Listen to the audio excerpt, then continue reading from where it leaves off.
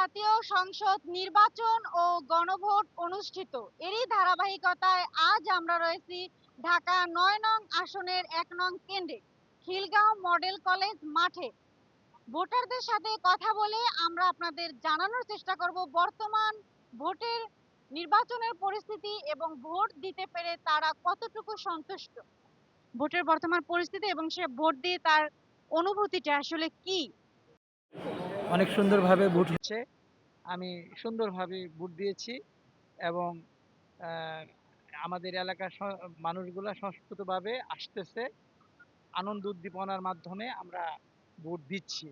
কোনো অসুবিধা হচ্ছে না, কোনো রকমের কোনো বিশৃঙ্খলা নেই ইনশাআল্লাহ এই পর্যন্ত।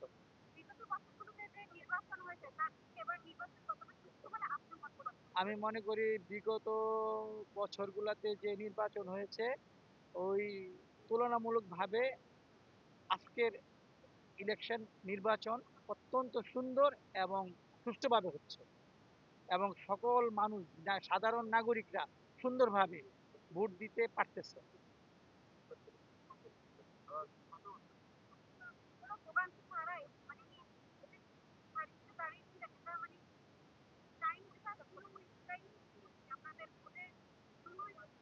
হ্যাঁ, আমরা সবাই নির্ধারিত টাইমে সুশৃঙ্খলভাবে লাইনে দাঁড়িয়েছি এবং আহ, পাশাপাশি আইন শৃঙ্খলা রক্ষাকারী বাহিনীরাও সুন্দরভাবে আমাদেরকে সহযোগিতা করতেছে এবং আমরা সুন্দরভাবে ভোট দিয়েছি।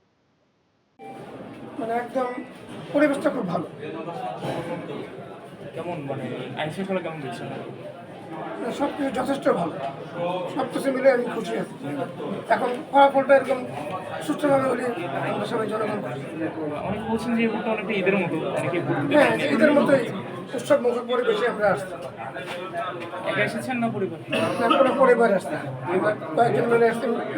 মহিলাদের জায়গায় চলে গেছে, আমরা ছেলেরা এখানে আসছি। আমার অনেক ভালো লাগতেছে। আমি এই প্রথম ভোট দিয়েছি এই জন্য। হ্যাঁ, অনেক বেশি ভালো লাগতেছে। আর আমার কাছে মনে হচ্ছিল যে কালকে বেশি এক্সাইটিং ছিলাম। মনে হচ্ছিল ঈদের মতো একটা যে আনন্দ ফিল না ওরকম।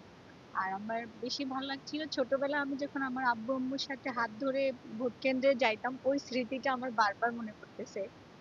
মানে এখন আমি জীবনে প্রথম আসছি ভোট দিতে, অনেক ভালো লাগতেছে।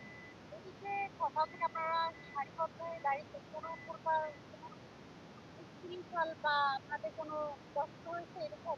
না না, কোনো কষ্ট হয় না, একদম ইজিলি দিয়ে আমি ভোটটা দিয়ে আসছি শান্তিপূর্ণ ভাবে, কোনো সমস্যা হয় না। ভালোই লাগে। এখন পর্যন্ত তাহলে নির্বাচনের যে অবশ্যই শান্তিপূর্ণ। হ্যাঁ, অবশ্যই অবশ্যই।